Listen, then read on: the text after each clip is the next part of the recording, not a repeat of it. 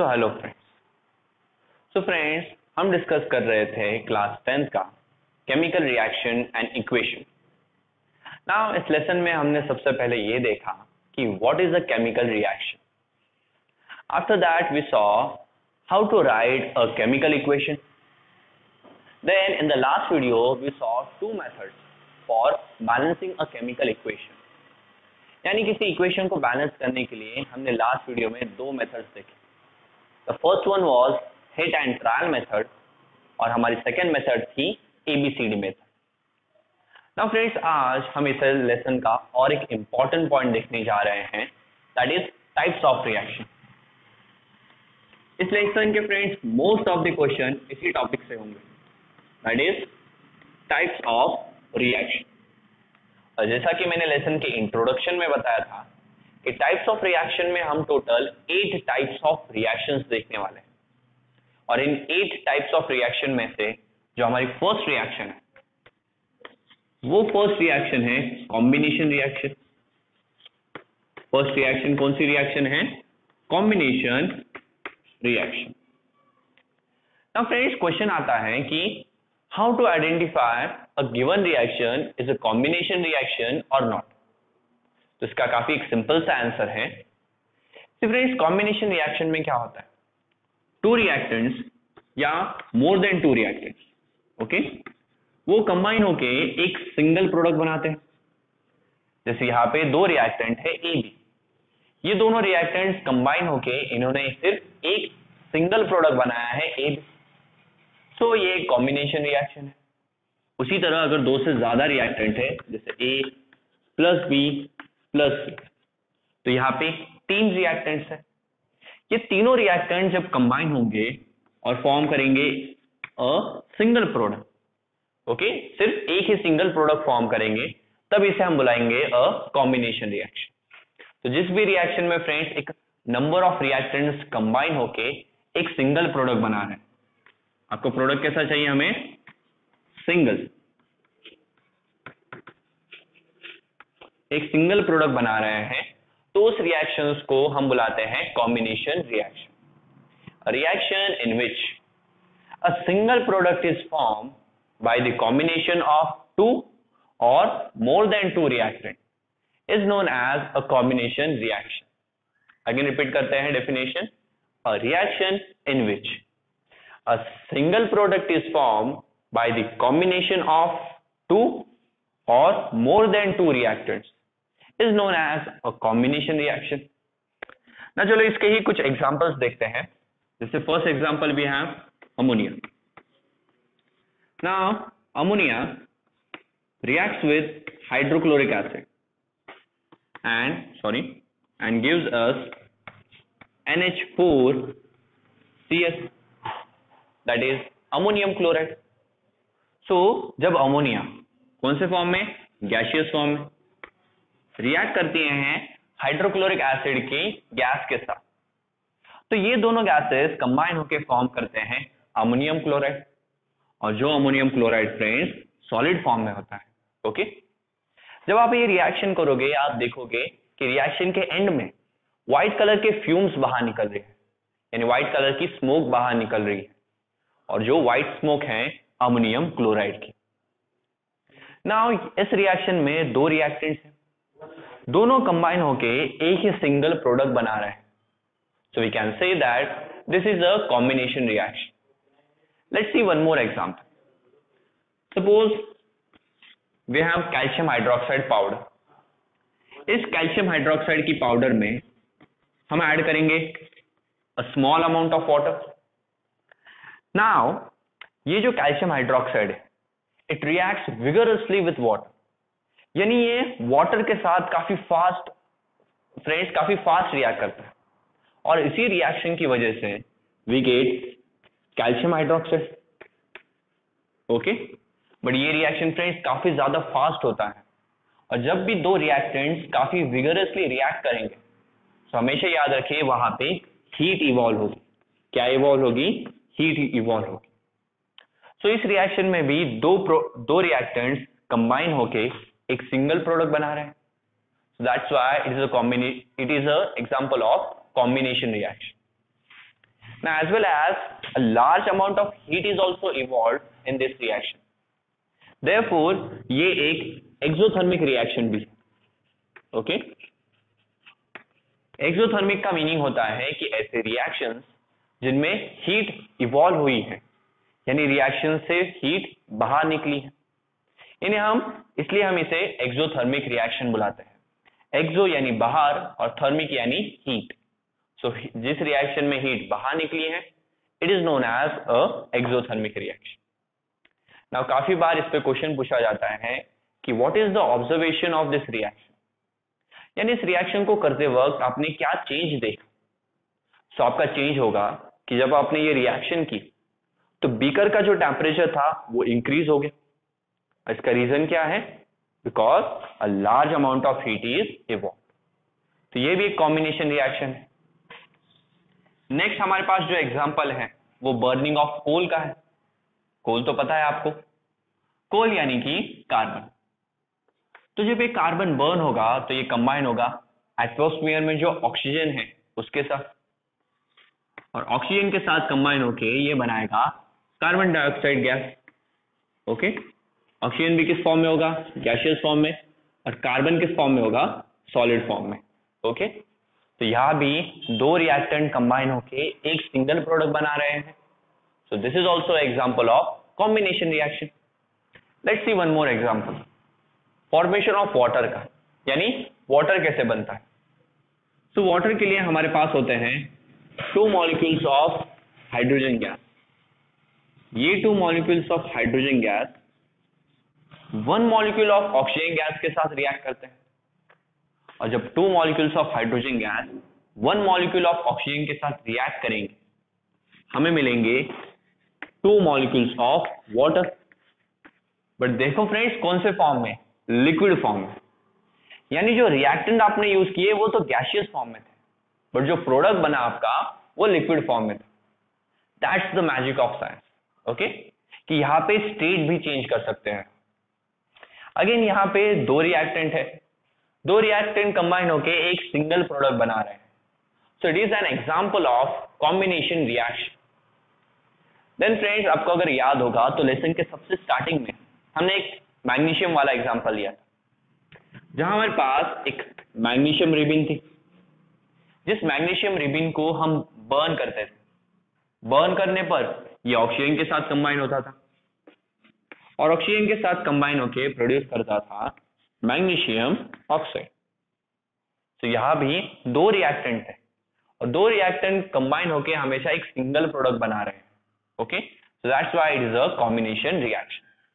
So if there are two or more than two reactants combined together to form one single product, then it is known as a combination reaction. So हमारा first type था, इसे note down कीजिए, फिर हम हमारा second type of reaction देखने वाले हैं.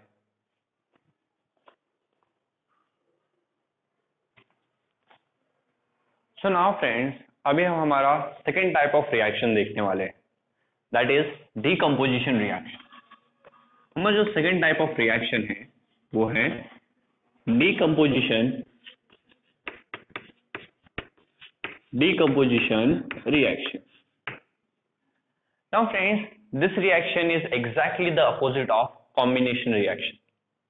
हमने कॉम्बिनेशन रिएक्शन में क्या देखा कि reaction in which a single product is formed by the combination of two or more reactants is known as a combination reaction. तो कॉम्बिनेशन रिएक्शन में हमारे पास एक सिंगल प्रोडक्ट.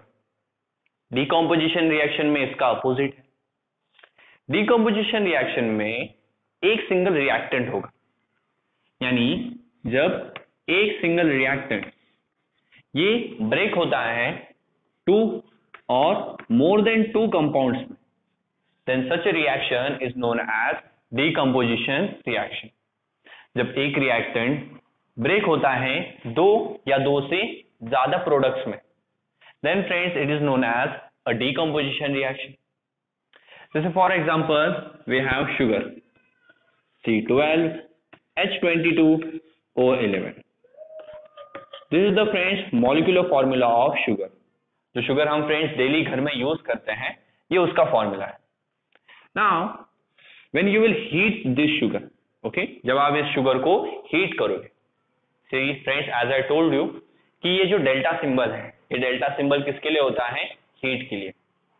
इसलिए मैंने कहा था friends, how to write a chemical equation, ये topic काफी इंपॉर्टेंट है, बिकॉज आप जैसे जैसे और भी नए रिएक्शन स्टडी करोगे उनमें काफी सारे सिंबल्स आने वाले हैं जिनका मीनिंग आपको ऑलरेडी पता होना चाहिए।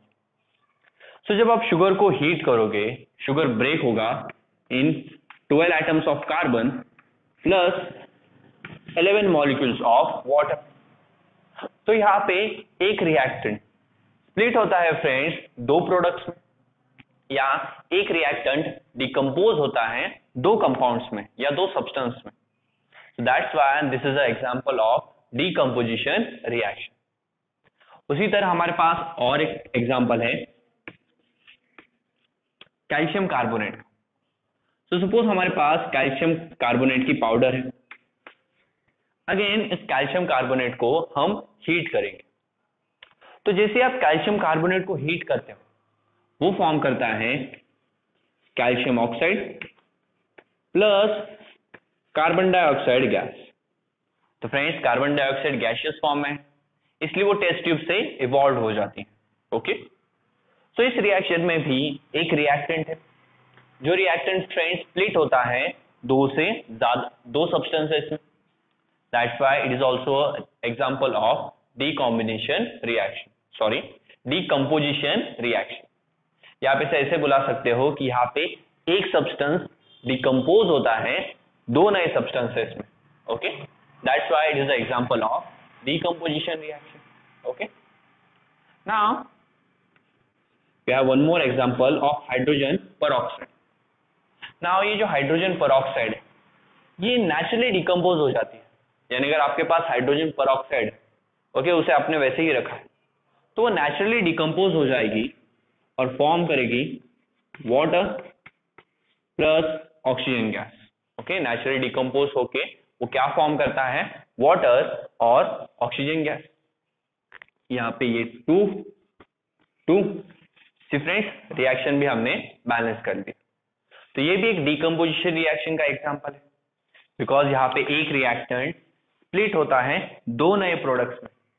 That's why it is a example of decomposition reaction.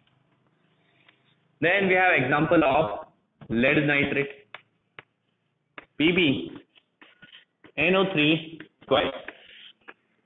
इसे हम बुलाते हैं लेड नाइट्रेट। ना जब आप लेड नाइट्रेट के क्रिस्टल्स को या लेड नाइट्रेट की पाउडर को हीट करो, तो जब आप इसे हीट करते हो तो सबसे पहले आपके पास फॉर्म होता है lead oxide.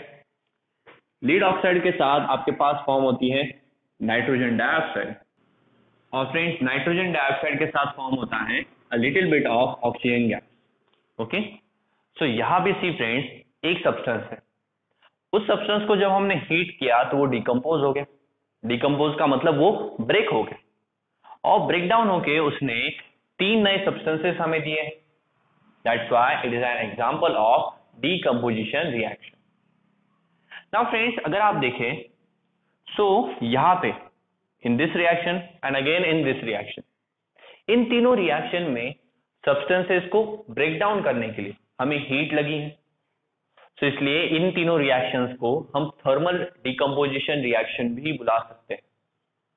Thermal decomposition reaction are those reaction in which heat is required. Okay, यहाँ रिएक्शन होने के लिए फ्रेंड इन्हें हीट दी गई है, और हीट देने के बाद ये सब्सटेंस ब्रेक डाउन हो, इसलिए इसे थर्मल डिकम्पोजिशन रिएक्शन भी कहा जाता है। एज वेल एज इन्हीं को हम एंडोथर्मिक रिएक्शन भी कहते हैं। क्या कहते हैं? Endothermic reaction. एंडोथर्मिक इसलिए फ्रेंड्स बिकॉज एंडो का मतलब होता है इनसाइड और थर्मिक का मतलब होता है हीट, यानी इस रिएक्शन में फ्रेंड्स स्टार्टिंग में हीट दी जाती है। ओके, रिएक्शन के अंदर हम हीट खुद डाल रहे हैं। ओके, इसलिए इन रिएक्शंस को हम एंडोथर्मिक रिएक्शन बुलाते हैं। उसी तरह फ्रेंड्स हमारे पास एग्जांपल है स्प्लिटिंग ऑफ वाटर का, यानी जब आपके पास वाटर है। ओके, वाटर का फ्रेंड्स अगर आप इलेक्ट्रोलाइसिस करते हैं, ये हम आगे स्टडी करने वाले हैं, तो वाटर का इलेक्ट्रोलाइसिस करने पर हमें मिलते हैं 2 molecules of hydrogen gas and plus 1 molecule of oxygen gas. तो दोनों गैसेस फ्रेंड्स सॉल्यूशन से बाहर चले जाते हैं। ओके, ये कब होगा? जब आप वाटर का इलेक्ट्रोलाइसिस करोगे। So in this reaction also friends एक कंपाउंड है जो ब्रेक होके 2 नए कंपाउंड्स बना रहा है, इसलिए ये भी किसका एग्जांपल हो गया? डीकंपोजिशन रिएक्शन का। देन हमारे पास और एक एग्जांपल है सिल्वर क्लोराइड का। फ्रेंड्स सिल्वर क्लोराइड की अगर आपके पास पाउडर है, उस पाउडर को अगर आप सनलाइट में रखें, किसमें रखें? सनलाइट में, तो सनलाइट की वजह से सिल्वर क्लोराइड को हीट मिलेगी। तो जब आप थोड़ी देर बाद आके उस पाउडर को देखोगे, आप देखोगे कि ये पाउडर व्हाइट कलर की थी, बट अभी ये पाउडर ग्रे कलर की हो गई होगी। इसका रीजन है कि जो सिल्वर क्लोराइड है वो ब्रेक हो गया और ब्रेकडाउन होके उसने फॉर्म किया सिल्वर और प्लस क्लोरीन गैस। ओके, यहाँ पे 2, यहाँ पे 2, रिएक्शन बैलेंस। तो सिल्वर क्लोराइड को जब सनलाइट में रखोगे तो वो स्प्लिट हो जाएगा सिल्वर और क्लोरीन गैस। और ये आपको कैसे पता चलेगा? बिकॉज पहले ये पाउडर व्हाइट कलर की थी जो स्प्लिट हो गई और अभी उसका कलर क्या है? Grey colour. Same reaction silver bromide भी दिखाता है। अगर आप सिल्वर ब्रोमाइड की पाउडर को भी सनलाइट में रखोगे तो वो स्प्लिट हो जाएगी सिल्वर और ब्रोमीन गैस में। So friends, these are the examples of decomposition reaction, जहां आपके पास एक सब्सटेंस होता है जो सब्सटेंस ब्रेकडाउन होता है 2 या 2 से ज्यादा नए सब्सटेंसेस में। It is known as a decombination reaction. The reaction in which one substance is broken down into 2 or more than 2 substances is known as a